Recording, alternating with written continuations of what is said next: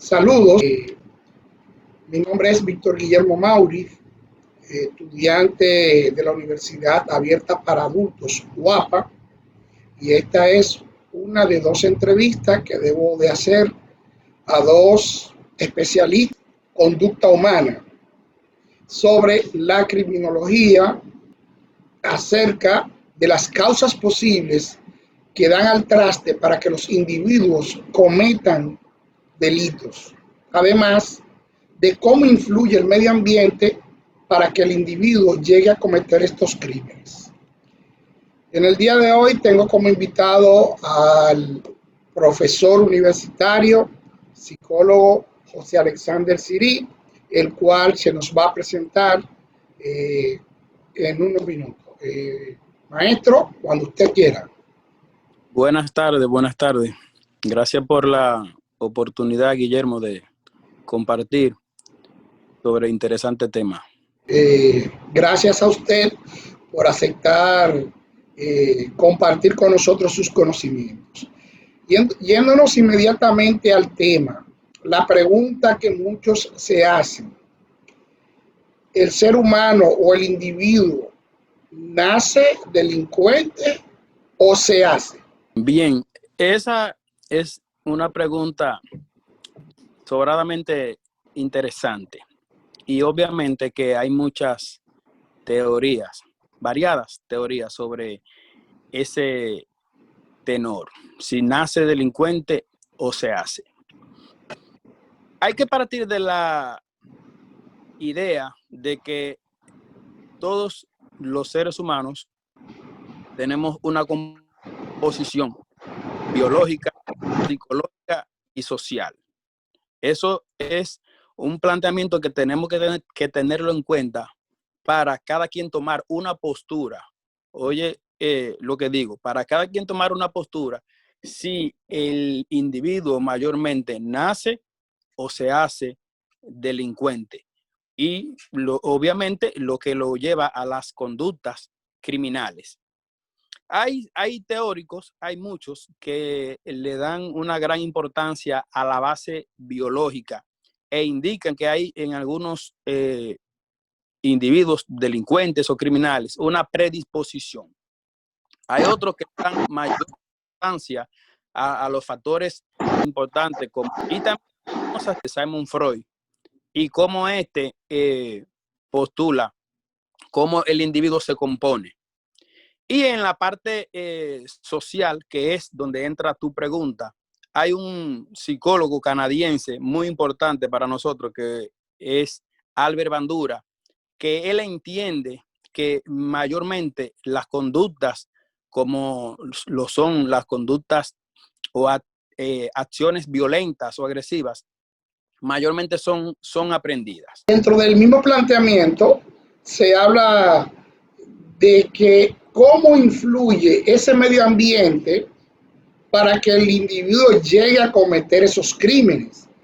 O sea, vamos al hecho de que un muchacho de barrio, según muchos teóricos, que se ha criado en la pobreza y que a su alrededor lo que ve es criminalidad, venta de drogas, atraco, etcétera, es más propenso que aquel que se forma en un seno familiar y un entorno muy distinto, donde lo que ve son personas que trabajan, que estudian, que son personas de bien.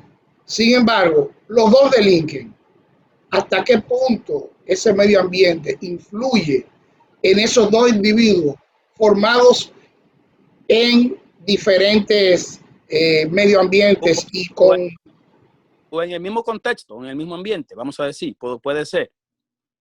Y de hecho, de ahí muchos nos hacemos la pregunta, ¿cómo en el mismo ambiente, de hecho, en la misma casa, por ejemplo, uno puede salir criminal y otro quizá un excelente profesional?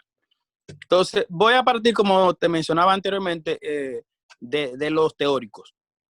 Postulaba y creó Sigmund Freud, el padre del psicoanálisis, en su teoría sobre la personalidad, tres conceptos básicos, muy importantes, que nosotros los psicólogos los tenemos en cuenta.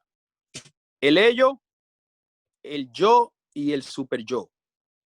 Dice Freud, o decía Freud en su postulado, que el ello representa la parte instintiva, la parte, vamos a decir, animal de la persona.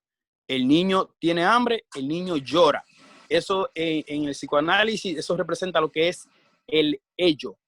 El niño no sabe, no le importa si no hay dinero para la leche, si no hay leche. El niño va a llorar por su condición instintiva. Ahora, dentro de ese mismo niño, luego se va a formar algo que le llamamos en psicología, que es el super yo, que viene siendo la parte de control moral, la parte ética de la persona, donde el niño luego ve, el niño en principio ve un animalito, quizás mayormente un insecto, y tú te das cuenta que en general, no muchos, pero muchos lo hacen, que lo mata por un asunto instintivo. Ahora, luego, cuando entra el super yo, el niño ve un animal y lo normal es que no lo mate, que no lo haga, porque hay una condición moral y ética que se está creando en el niño a partir de los 4 o 5 años de edad. Ahora, entre el ello y el super yo que postulaba Sigmund Freud, existe algo que se llama el yo, que es la parte reguladora del individuo. Viene siendo como el medio entre uno y el otro.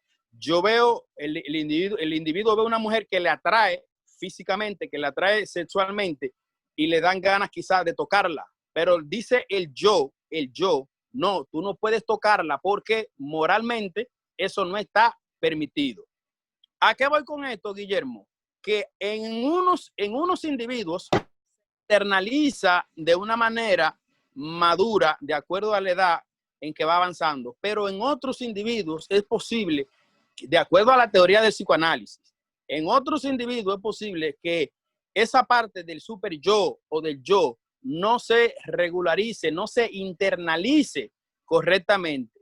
Entonces, tú vas a tener un individuo que posiblemente vea a una mujer, quizá con una ropa sugerente, y él entiende que él tiene el derecho o que él puede acostarla.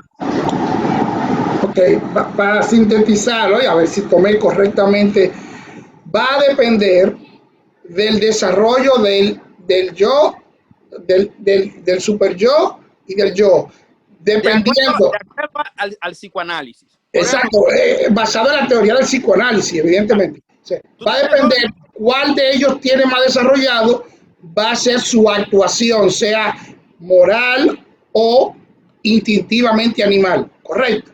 Exacto. Tú tienes 2 niños de la misma edad en una casa y hay uno que entiende que a la jovencita no le puede tocar los glúteos, porque ya en él posiblemente esa parte reguladora que es el yo y el super yo ya está, vamos a decir, madura. Pero posiblemente tú tengas un niño de esa misma edad o quizás de más edad que no tenga esa maduración y posiblemente acose o cometa el acto de tocar a la jovencita. Y estamos hablando ahí de una acción moralmente incorrecta. Otro psicólogo importante que tenemos que tomar en cuenta, ya saliendo de lo que es el psicoanálisis, es la teoría de las necesidades de Abraham Maslow. Abraham Maslow postulaba que había una especie de pirámide sobre necesidades básicas que tenía que tener el ser humano. Y esas necesidades van desde lo que son la parte fisiológica. El individuo necesita comer, el individuo necesita dormir correctamente y otras necesidades fisiológicas que conocemos, básicas como es el sentido de seguridad, necesita vivir en un ambiente que sea agradable, pero también tiene otras necesidades de carácter de afiliación. El individuo necesita sentirse que pertenece a un grupo de familia, a un grupo de amigos. Y utilizando precisamente esa parte que dice ese sentido de afiliación. Ese sentido de afiliación podría decirse que es utilizado en las gangas criminales como una manera de brindarle a ese individuo la falta de afiliación que siente. Claro, ese, ahí va, Guillermo, ese individuo, ese sujeto que no tiene ese sentido, que no tiene esa necesidad satisfecha en el hogar o en la casa, porque muchas veces los padres o las personas de autoridad, las figuras de autoridad que están en la casa, creen que la necesidad es solamente comer.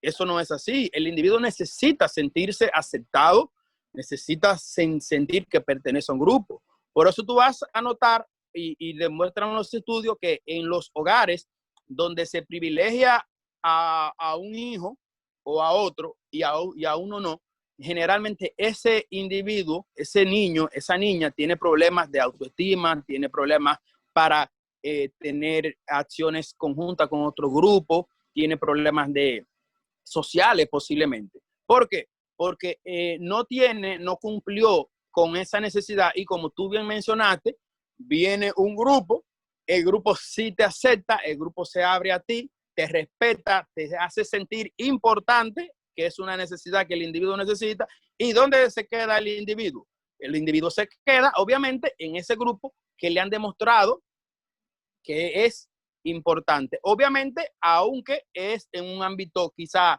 criminal. ¿Hasta qué punto vamos a decir, para hablar ya así en sentido ya con más detalle, estos individuos que cometen delitos y que prácticamente han tenido cada etapa o han podido recibir de cada etapa el afecto, la importancia, la familia, pertenece a un individuo. Sin embargo, terminan delinquiendo.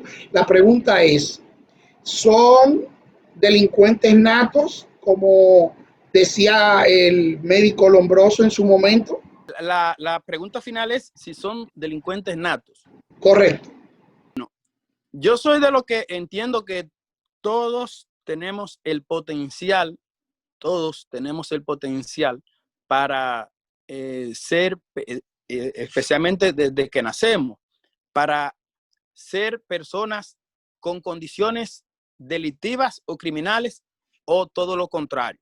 O sea, decía Bandura, como te mencionaba anteriormente, si tú tomas a un niño pequeño y tú lo pones a ver videos de agresividad, si tú lo pones a ver personas peleando en vivo y así sucesivamente, otros ejemplos podemos poner. La postura del aprendizaje social de Albert Bandura dice que muy posiblemente ese niño va en lo adelante a emitir esas conductas. Ahora bien, hay algo de lo que no hemos hablado que es el aspecto de la disciplina. Es un elemento muy importante porque ese mismo niño que conocemos, que puede tener acciones, vamos a decir así, en principio, no vamos a llamarle criminales, pero vamos a hablar de conductas inadecuadas.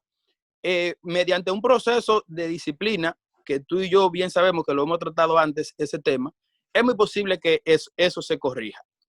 Ahora, hay un aspecto muy importante y es que en general la sociedad hasta cierto punto ve una normalización o una naturalización de los actos de violencia.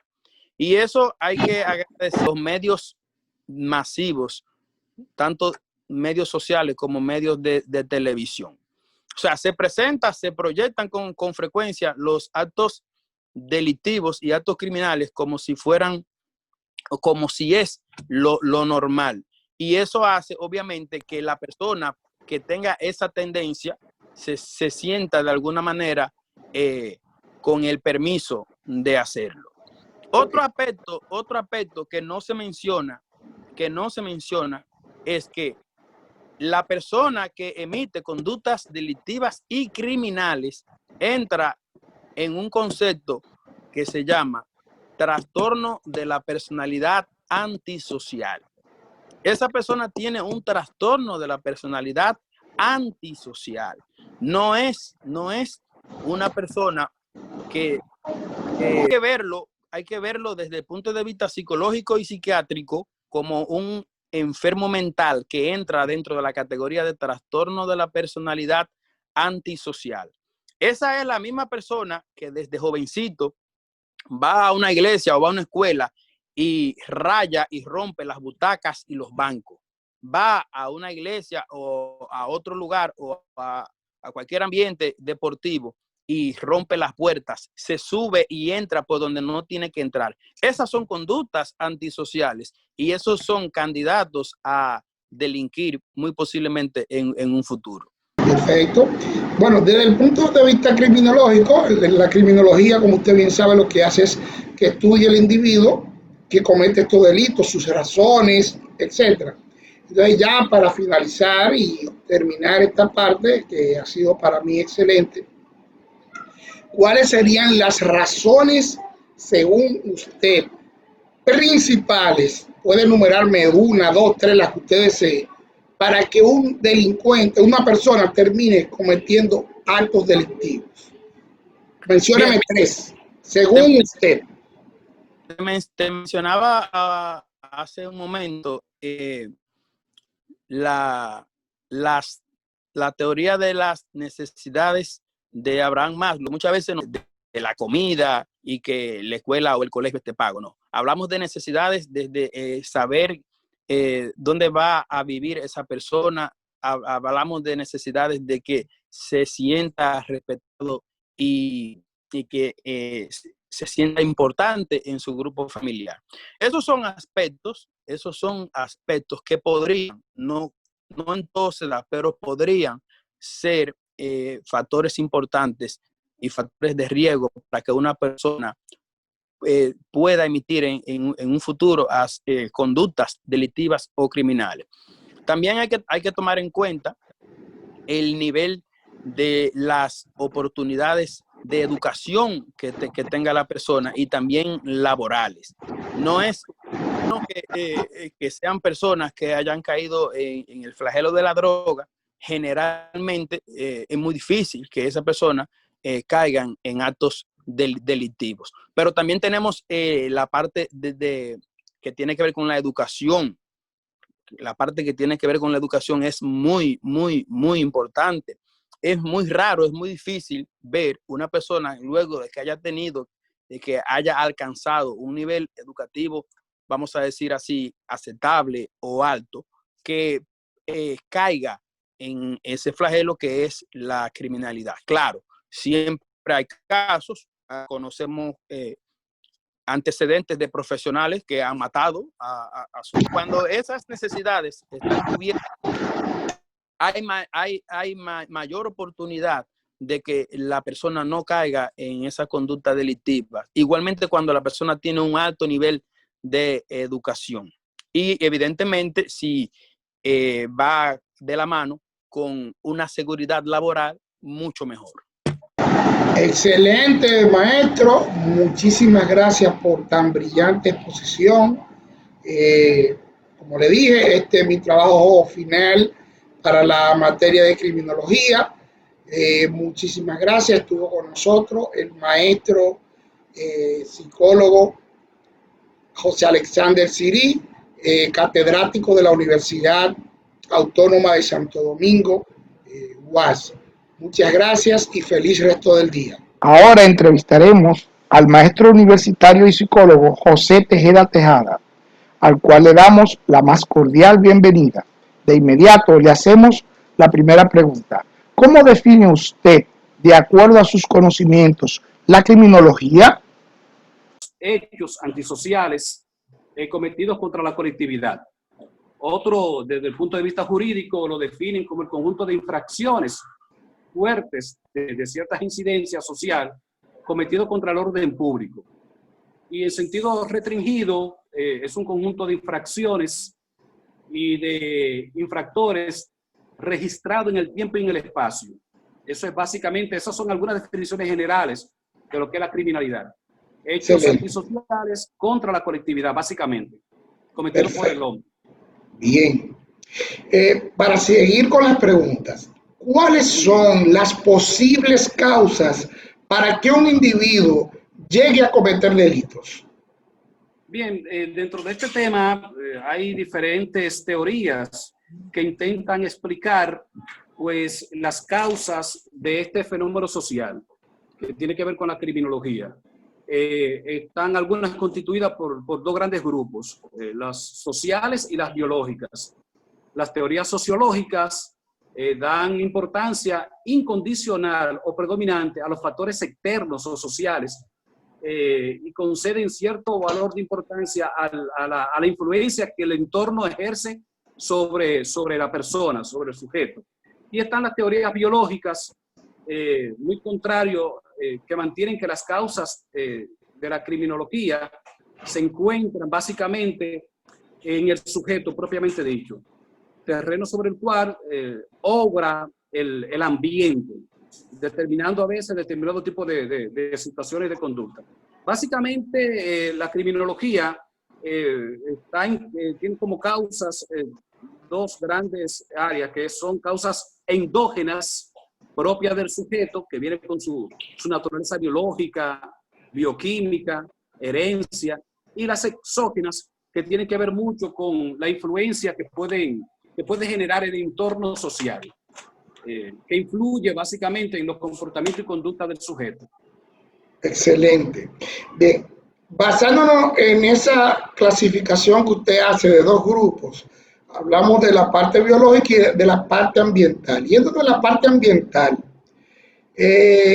¿cómo ese medio ambiente influye para que el individuo delinca?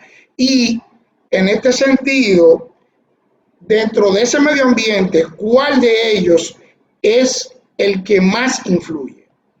Bien, hay diferentes factores. Hay un factor ecológico definido por Adolfo Quelet, que dice que hay determinados crímenes asociados a determinadas épocas del año y con influencia de lo que es el entorno geográfico. En primavera se dan un determinado tipo de crímenes. En invierno surgen un tipo de crímenes particular de acuerdo a la estación del año. Pues lo mismo sucede con algunos delitos que se dan en verano. O sea, parece ser que el entorno geográfico pues tiende a determinar a veces determinados tipos particulares de crímenes.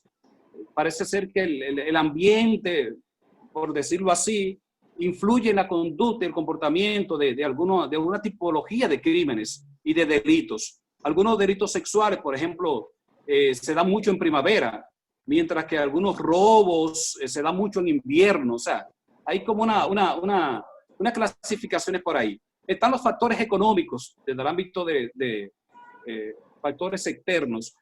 Sabemos que el hecho de la privación económica, la insatisfacción de necesidades propias, la falta de empleo, la problemática de la vivienda, de comida, pues puede generar en algún momento algún tipo de trastorno del comportamiento y de la conducta, afectando áreas importantes como la emocionalidad, la autoestima, y todo esto puede generar conductas antisociales, violaciones a las leyes y todo este tipo de cosas.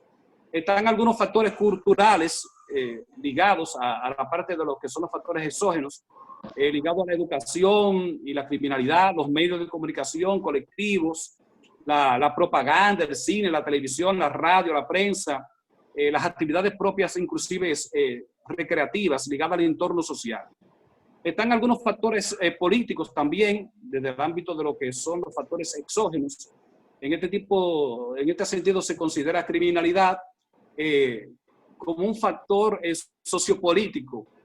Surge a propósito de la manera en que los estados generan algún tipo de condiciones que propician la violación a la ley y a ciertas condiciones, ¿verdad? Del propio estado, de la propia nación, del propio país. Okay. Hay situaciones que lo generan.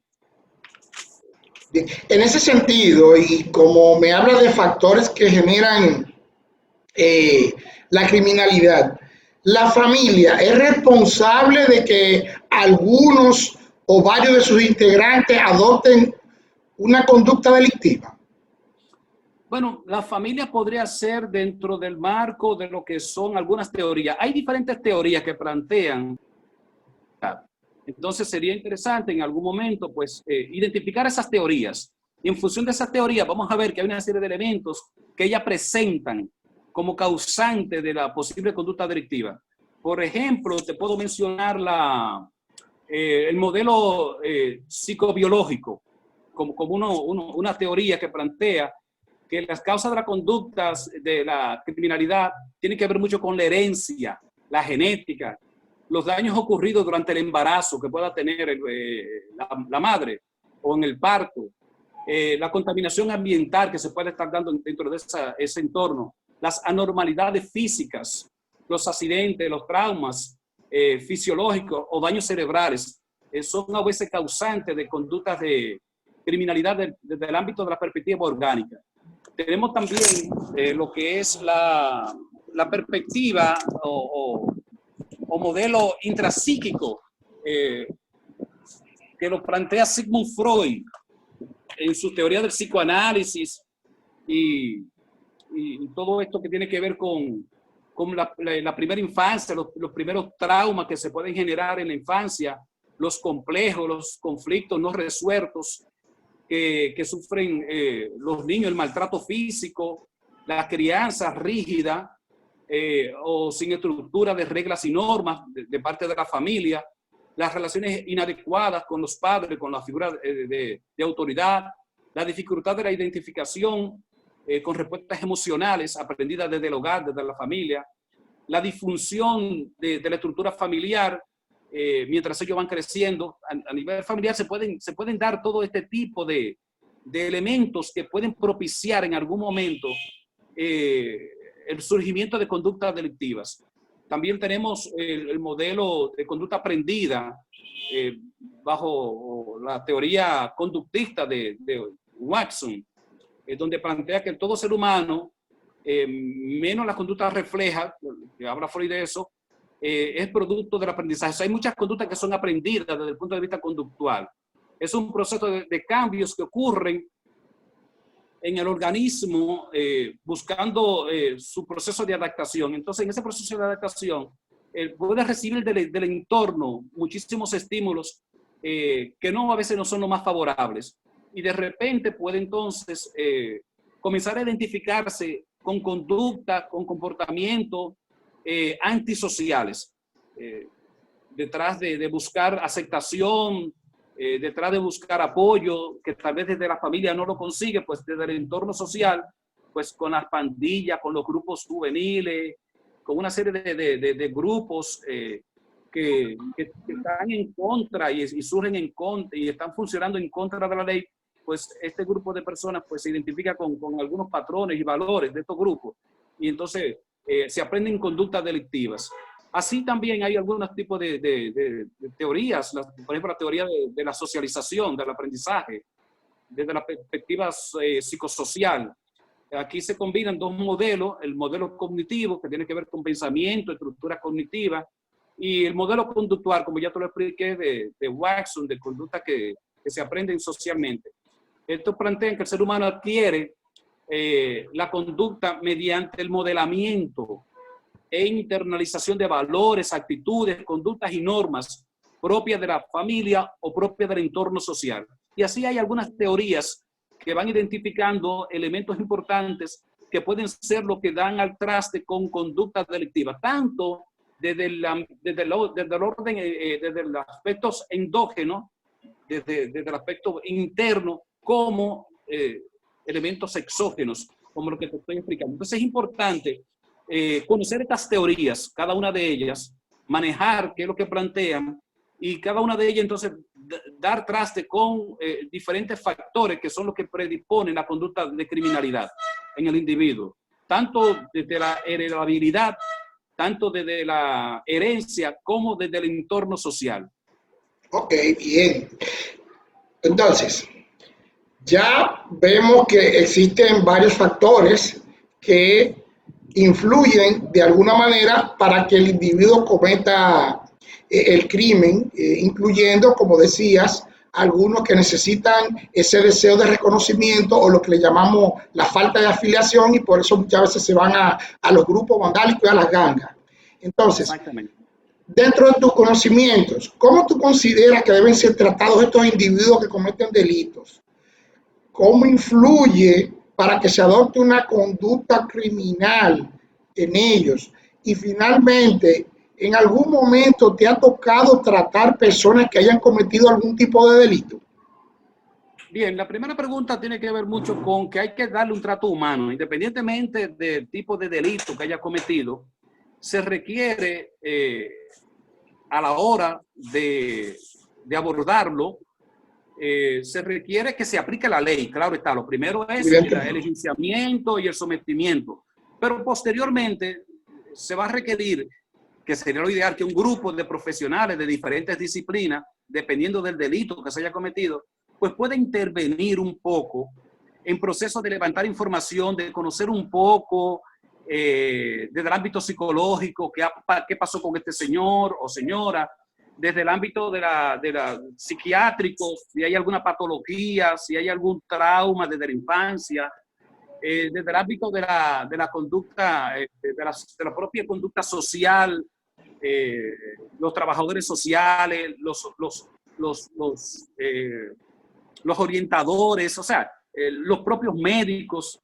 Yo creo que hay que darle un trato humano, independientemente del tipo de delito que haya cometido. Nosotros necesitamos, por ejemplo, tenemos aquí en la República Dominicana muchísimos casos no resueltos, que lo único que se le aplica es la ley desde el punto de vista jurídico, la aplicación de la ley, y entonces ese sujeto se abandona en un entorno que muchas veces no es el más favorable para la resolución de sus conflictos. Muchas veces el sujeto comete un delito en su entorno social, y cuando va a estos entornos carcelarios, penitenciarios, pues se encuentra con una realidad que lo que hace es que incrementan más los procesos de aprendizaje de conducta delictiva, muchas veces. O sea, los centros penitenciarios deberían ser centros de corrección. Eso sería lo ideal. Sería lo ideal que el trato sea humano desde el punto de vista de que sirvan de objeto de investigación. Nosotros tenemos una serie de crímenes que a uno le gustaría entender la naturaleza de ese crimen, qué pasó en la cabeza de ese sujeto, qué sucedió con él, en qué estuvo pensando, qué tipo de familia fue la que tuvo, en qué entorno fue que se desarrolló, cuáles fueron los elementos que lo fueron llevando a cometer ese crimen. O sea, sería interesante que muchos de estos casos que están en justicia, pues tengan, que sean casos clínicos de investigación. Eso sería lo ideal, desde el punto de vista psiquiátrico, desde el punto de vista psicológico, desde el punto de vista social, que nosotros podamos hacer una casuística y así prever inclusive y establecer estrategias de políticas judiciales que favorezcan la rehabilitación, el tratamiento y la reinserción social de ese sujeto que en un momento determinado se equivocó, cometió un delito, fue sometido a 10 años, 15 años, 20 años, y que hay que devolverlo de nuevo a la sociedad. Si tenemos entonces un sistema penitenciario estructurado con todos estos elementos, yo pienso que podríamos devolverle a la sociedad un sujeto ya rehabilitado, tratado, cuidado, y que va a aportar nuevos elementos en favor del desarrollo de la sociedad, y que no va a delinquir tan pronto salga. Tenemos casos de muchísimos sujetos que cometen un delito, que tan pronto cumplen condena, pues a la semana vuelven y cometen otro delito peor y vuelven y regresan a su entorno carcelario, porque allí no reciben ningún tipo de tratamiento desde el punto de vista psicológico, psiquiátrico, de trabajo social, etcétera, etcétera, etcétera. Sí se están haciendo. El nuevo modelo penitenciario sí contempla ahora una serie de elementos para trabajar con los privados de libertad. No podemos decir que no existe. Lo que yo estoy diciendo es que hay que fortalecer el sistema judicial, hay que fortalecer el sistema penitenciario con unos elementos que ayuden al sujeto a tratarse curarse, rehabilitarse y devolverlo de nuevo a la sociedad como un sujeto ya rehabilitado. O sea, hay que hacer todavía mucho trabajo desde ese entorno. Ok, excelente. La otra pregunta, sí. Sí. Con relación a la otra pregunta, sí, yo trabajé en el Centro de Intervención Conductual para Hombres de la Fiscalía. Yo estuve haciendo mi pasantía, hice la maestría en terapia familiar y de pareja. Pues yo trabajé hicimos un levantamiento desde el Centro de Intervención Conductual para Hombres y estuvimos trabajando con más de 30 privados de libertad que habían cometido el feminicidio.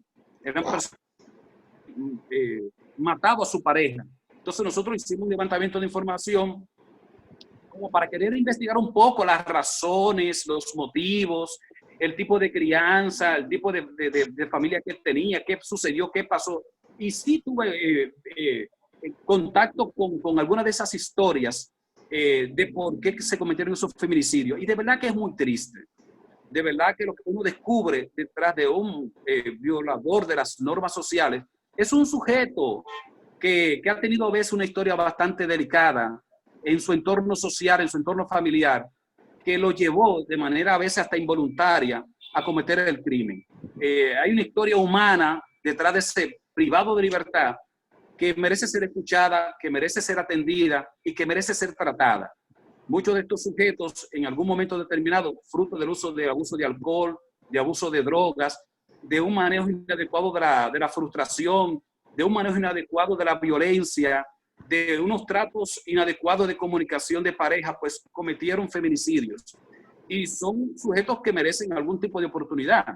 Y entonces merecen algún tipo de tratamiento y de ayuda para que su conducta pueda ser modificada, tratada, corregida y devuelta a la comunidad como un sujeto más o menos viable socialmente hablando, después de haber pasado por estos procesos. Pero sí hemos tenido la experiencia de tratar con personas que han violentado la ley, que han cometido este tipo de infracción y que detrás de todo ello hay un sujeto maltratado, hay un sujeto dolido, hay un sujeto con una historia familiar maltratada, hay un sujeto con una historia psíquica, emocional maltratada, hay un sujeto con unos patrones de modelos sociales inadecuados, que entonces necesitamos nosotros verlo, tratarlo y establecer las estrategias de prevención desde el punto de vista judicial, social, familiar y de todos los entornos en que se desenvuelve.